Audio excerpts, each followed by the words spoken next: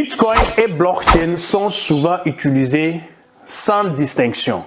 Mais ce sont deux choses différentes. Bitcoin est plutôt une application de la blockchain. C'est une application de la blockchain.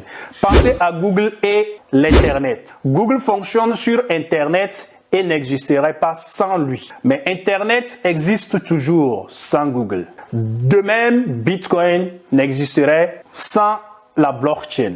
Mais ils ne sont pas synonymes. La blockchain est conçue pour Bitcoin. Bitcoin a été la première crypto-monnaie décentralisée lors de son lancement. En 2009, elle était unique en ce sens qu'elle résolvait un problème commun aux monnaies exclusivement numériques, la double dépense. Cela garantit que chaque Bitcoin est unique et ne peut pas être copié. Pour ce faire, son ou ses créateurs anonymes, connus sous le nom de Satoshi Nakamoto, ont créé la technologie blockchain. La blockchain Bitcoin est une base de données distribuée qui enregistre toutes les transactions Bitcoin effectuées sur un registre public permanent et décentralisé. Cette base de données est transparente pour tous, hautement sécurisée et totalement exempte de toute autorité centrale. Toutes les transactions sont immuables et vérifiées par un réseau de mineurs autonomes. Ce qui signifie que vous savez toujours le chemin parcouru par un Bitcoin.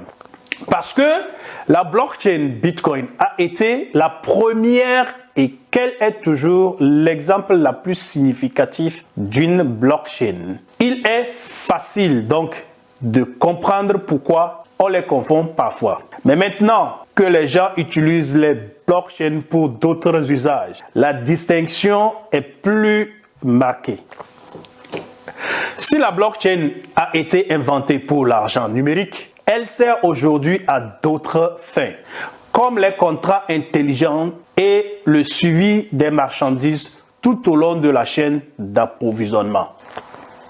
Il existe également différents types de blockchain. Si Bitcoin est une chaîne publique, il existe également des exemples de chaînes privées qui fonctionnent selon leurs propres règles. Il existe également de nombreuses autres applications potentielles comme le vote en ligne protégé contre la fraude, ce que nous avons vu aux États-Unis la dernière fois. Malgré la prolifération des projets utilisant la technologie blockchain, les crypto-monnaies restent toutefois la principale application. Maintenant, je pense que vous avez été édifiés et que vous allez prendre connaissance. Si vous avez des questions, ne tardez pas à les poser sous les commentaires. Alors, pour mon cas, je vous dis encore toujours à bientôt pour une nouvelle vidéo concernant l'investissement, les crypto-monnaies, le développement personnel, la formation des commerciaux. Ne tardez pas à nous contacter si vous avez des soucis par rapport à ces choses que nous venons de citer.